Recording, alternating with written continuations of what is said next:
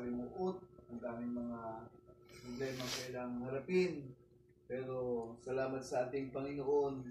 Amen. Ang scripture na ito ay nagpapaalala ng mga bagay na dapat nating isaalang-alang habang tayo ay nananampalataya sa Kanya. Amen.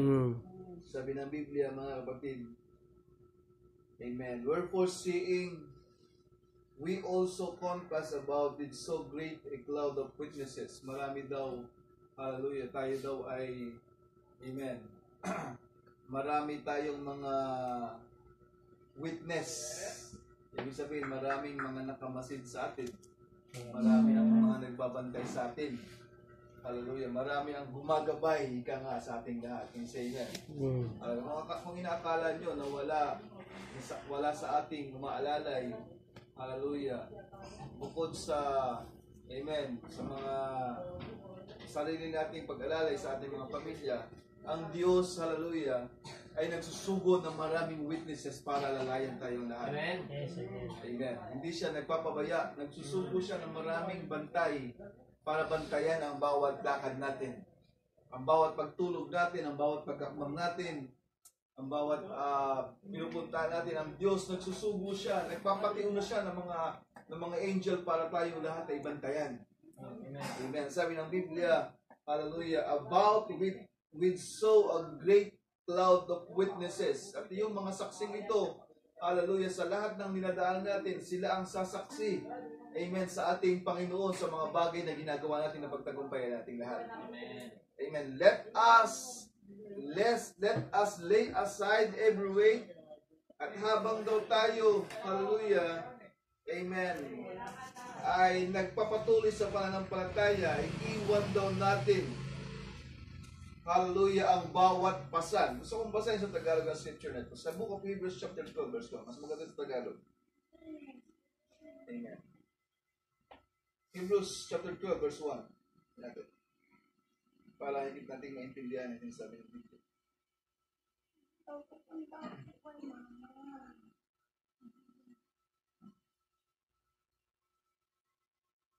Kaya't yamang nakukubkob tayo na makapal na bilang ng mga saksi, itabi naman walang liwag ang bawat pasan.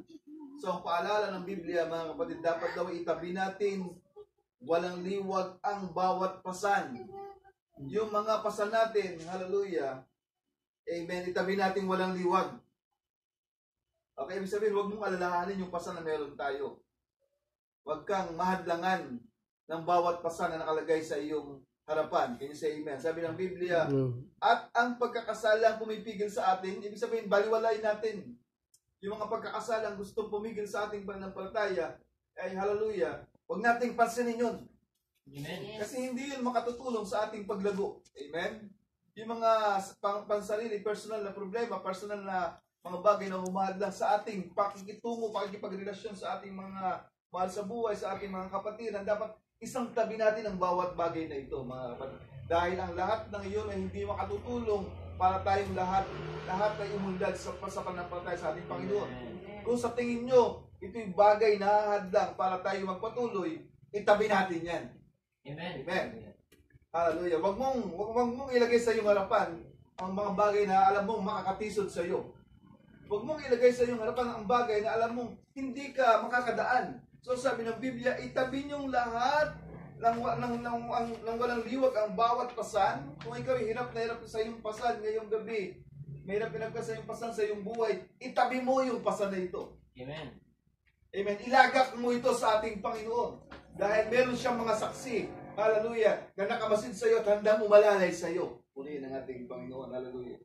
Sabi rito, at itabi ang bawat pasan, at ang pagkakasalang pumipigil sa atin, at ating takbuhing may pagtitiis, ang takbuhing ilagay sa harapan natin. Ang sabi ng Biblia, mga kapatid, kailangan daw ating takbuhing may pagtitiis. Let us run patiently. Can you say amen? Habang tayo tumatakbo, ang pagtakbong ginagawa dapat natin ay may kasamang pagtitiis. Amen. Isang klase ng takbuhin, hallelujah, na kailangan nating pagtiisan. Let us run, hallelujah, with patience. Hindi sinabing manakbo ka lang. Hallelujah. Minsan, mga kapatid, ang nakakalungkot, kaya may mga taong hindi makatakbo sa kanilang takbuhin. Hindi kasi sila na naiintindihan ang sinasabi ng Scripture.